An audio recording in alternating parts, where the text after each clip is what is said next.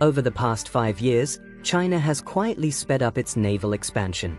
From destroyers and submarines to stealth fighters and aircraft carriers, the People's Liberation Army Navy is reshaping the balance of power at sea. In this video, we'll break down China's fast shipbuilding and its top naval systems in 2025, like the Fujian carrier, Type 055 destroyers, new nuclear submarines, and the naval variants of the J-35 fighter, and what all this means for the US, Taiwan, and the Indo-Pacific. Shipbuilding pace and fleet growth. Over the past 5 years, China has increased the rate at which it builds major naval vessels. It is not just small patrol boats or corvettes. We're talking about large destroyers, submarines, amphibious vessels, and the newest aircraft carrier. For example, the Type 055 class destroyers, also known as the Renhai class, have seen 8 ships commissioned by 2023. Construction continues on more. Each takes roughly 2 to 3 years from launch to commissioning. These are among the most capable surface warships China has ever produced. On the submarine side, the Type 093B nuclear attack submarines production has also increased. In the past 3 years alone, China has built 7 to 8 of these, which is more than its entire production over the past 12 years. Add that to their new conventional submarines like the Type 039C, and you see a fleet growing not just in numbers, but also in capabilities. This acceleration is part of China's plan to project naval power not just near the coast, but far away into the Pacific and Indian Ocean. Vessel yards like those in Dalian and Jiangnan are under heavy demand. Change orders such as modifications, new radar suites, and newer propulsion are being issued on regular basis. All this means the Chinese Navy has already closed much of the gap with the US Navy, not only in raw numbers, and is reducing gaps in technology as well. Key systems and capabilities. Fujian aircraft carrier. One of the crown jewels is the Fujian, China's third and most advanced aircraft carrier. It's the first time a non-US aircraft carrier is using electromagnetic catapult system to launch aircrafts into the sky instead of traditional ski jump ramps. This matters a lot. Electromagnetic catapult system allows for heavier aircraft and greater payload to be launched with much ease. With electromagnetic catapult tech, China effectively moves its carrier operations closer to what the US Navy has done with its Ford-class aircraft carriers. Recent footage in 2025 showed Fujian launching its new J-35 stealth fighter variant, the J-15T, and the KJ-600 AWACS aircraft from Catapult. The KJ-600 gives Fujian, and any carrier strike group, much greater detection range and coordination ability in air and maritime threats. It's like equipping your mobile fleet with its own radar eyes far beyond the horizon. Type 055 class destroyers. The Type 055 Renhai class destroyers. With around 12,000 to 13,000 tons displacement, length about 180 meters, beam 20 meters, draft 6.6 m. These are big and powerful ships.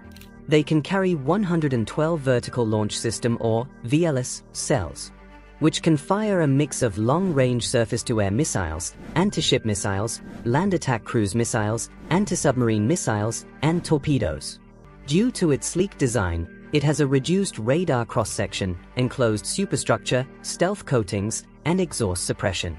It has strong sensors such as EESA radars, towed array sonar, anti-submarine gear, and command and control roles. These ships are not just escorts, they are blue water multipurpose platforms. As of 2025, 8 Type 055 are in service, with more under construction. These ships are increasingly being used by China to project its power deep in the Indian Ocean and in South China Sea, which shows China's confidence in the capabilities of their destroyer. Nuclear submarines. Underwater, China is pushing hard in its nuclear submarine fleet. The Type 093B Xiong-class SSNs have seen multiple new hulls in the past few years, some with pumpjet propulsors for reduced noise. These attack subs improve China's ability to threaten carrier groups, conduct patrols, and establish undersea deterrence. China also operates Type 094 Jin class, which carry nuclear ballistic missiles. These boats form part of its sea-based nuclear deterrent. While less frequently discussed, the SSBN's force is key to any credible second strike posture.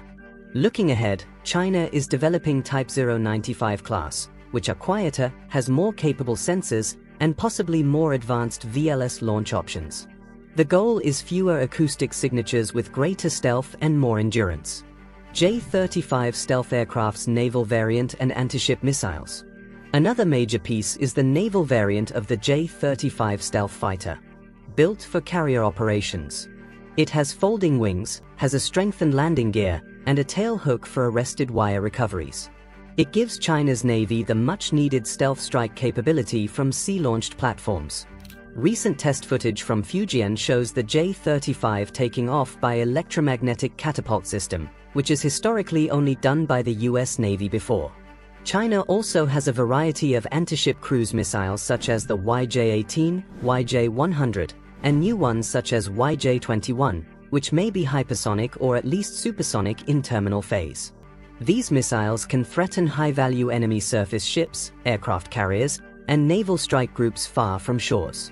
Also important is the sensor support from KJ-600 and destroyers-based radar nets that enables detection, targeting, and missile guidance far away from the launch platform. The combination of stealth aircraft, long-range anti-ship missiles, and carrier launch platforms means China is preparing to deny access and challenge the naval dominance of the United States in areas like the South China Sea, East China Sea, and maybe even beyond the First Island chain. Strategic implications and challenges. All of these systems together shift the strategic picture. They don't just add incremental capabilities, they multiply them when operating together in a task force. For the United States, China's moves present real operational challenges. US carrier strike groups operating in the Pacific now face stealth fighters launched at sea, AWACS aircraft operating from carriers to detect them early, and advanced destroyers and submarines that can respond. That complicates planning, increases risk, and force higher readiness. The US Navy now needs to invest more in counter-stealth, anti-submarine warfare, missile defense, longer logistic chains, and faster deployment to deter or counterbalance. For Taiwan, the threat is even closer. A Fujian carrier task force operating east of Taiwan could project power directly into its airspace. J-35s might threaten Taiwanese air bases, and KJ-600 radar would reduce Taiwan's ability to detect incursions in advance. Combined with China's land-based missile forces, submarine presence, and other naval assets, Taiwan's defensive envelope is being squeezed. The sea lanes around Taiwan become more contested. Taiwan will need to rely more on dispersed operations, mobile systems, shore-based air defense, and possibly asymmetric warfare to deter or respond. Regionally, countries like Japan, Australia, India, and Southeast Asian states are watching closely. China's augmented naval force could alter regional balance, challenge freedom of navigation, and impose greater risk on US allies or partners operating near China's sphere of influence. It heightens the Indo-Pacific arms competition in ships, missiles, sensors, and undersea warfare. To sum up, by 2025 China's naval power is no longer just growing, it's maturing. Shipyards are releasing more advanced vessels more often. Major systems like the Fujian carrier with electromagnetic catapults, Type 055 destroyers, submarines, and naval J-35 fighters with a huge missile inventory are not theoretical, they are being tested, commissioned, and deployed. There are still challenges: logistic support, crew training, integration of joint systems, electronics and stealth maturation, and real combat experience. But time is on China's side. Each successful test reduces gaps in capabilities. For the next decade, watch how China uses this growing fleet: drills in contested seas, shows of force, carrier strike group deployments, more submarine patrols, for deterrence and influence. The balance at sea is shifting. For US, Taiwan, and all Indo-Pacific nations, those shifts mean adapting strategy, investing in countermeasures, tighter alliances, and staying alert. If you like this breakdown, hit subscribe, ring the bell, and tell me in the comments, which of China's new systems worries you the most, and why?